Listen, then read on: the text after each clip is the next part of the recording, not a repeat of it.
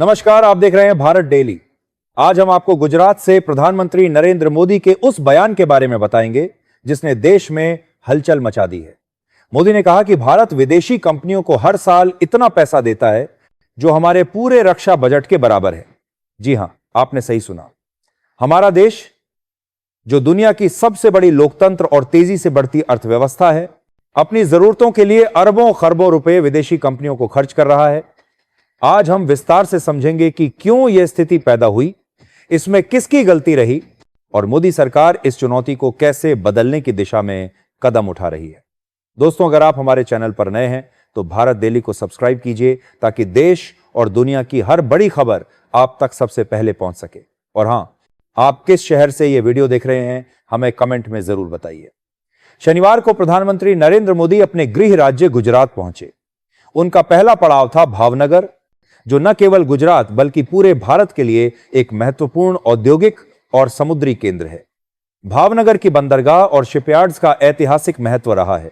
इस मौके पर मोदी ने 34,200 करोड़ रुपए की परियोजनाओं का उद्घाटन और शिलान्यास किया।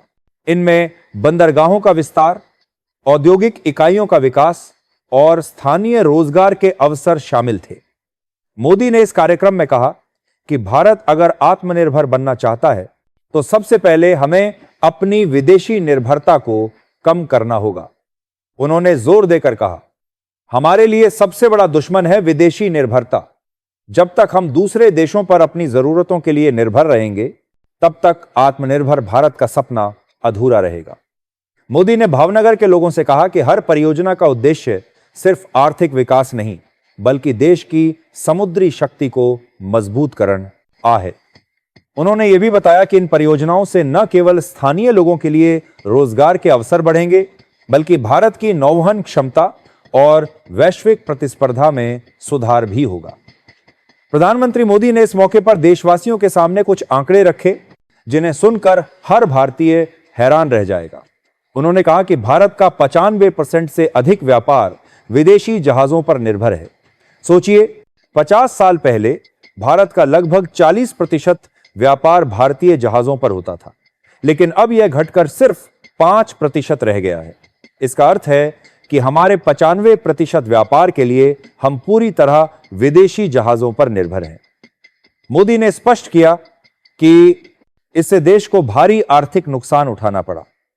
हर साल भारत लगभग $75 मिलियन यानी 6 लाख करोड़ रुपए विदेशी शिपिंग कंपनियों को किराए के रूप में देता है। यह रकम हमारे पूरे रक्षा बजट के बराबर है। आप सोच रहे होंगे कि ये आंकड़े सुनकर कैसा लगा? हमें कमेंट में बताइए और यह भी लिखिए कि आप किस शहर से ये वीडियो देख रहे हैं। और अगर वीडियो आपको जानकारीपूर्ण लग रहा है तो लाइक बटन दबाइए और चैनल को सब्सक्राइब कीजिए। इतना ही नहीं, 7 दशकों में भारत ने कुल अरबों रुपये विदेशी जहाज मालिकों को किराए में दे दिए। सोचिए, अगर यह पैसा भारत की नौवहन क्षमता, नई शिपयार्ड्स और तकनीकी विकास में लगाया गया होता तो आज भारत की स्थिति कितनी मजबूत हो सकती थी। इतना बड़ा आर्थिक और रणनीतिक नुकसान सिर्फ इस वजह से हुआ कि पूर्व की सरकारों ने जहाज निर्माण और समुद्री उद्योग को नजरअंदाज किया। इसका सीधा असर न केवल अर्थव्यवस्था पर पड़ा, बल्कि भारत के नौजवानों और नौवहन पेशेवरों की संभावनाओं पर भी पड़ा। प्रधानमंत्री मोदी ने इस स्थिति के लिए कांग्रेस पर भी सीधे निशाना साधा। उन्होंने कहा कि आजादी के बाद कांग्रेस सरकार ने देश की औद्योगिक और समुद्री क्षमता का पहचानने की बजाय देश को लाइसेंस कोटा राज में उलझा दिया। जहां भारत के पास खुद जहाज बनाने की क्षमता थी, वहां कांग्रेस ने विदेशी जहाजों को किराए पर लेना ही बेहतर समझा।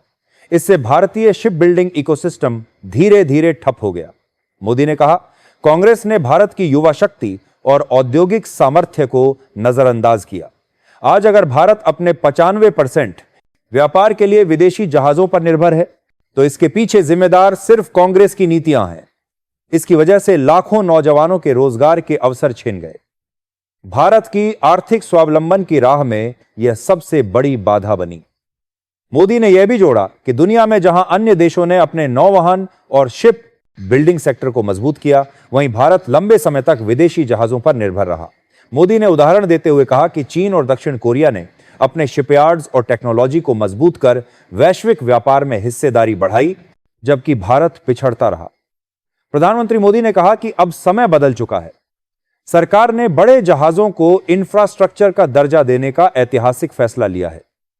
इसका अर्थ है कि शिप बनाने वाली कंपनियों को बैंक से लोन आसानी से मिलेगा, ब्याज दरों में छूट मिलेगी और उन्हें बाकी इंफ्रास्ट्रक्चर सेक्टर के सभी फायदे मिलेंगे।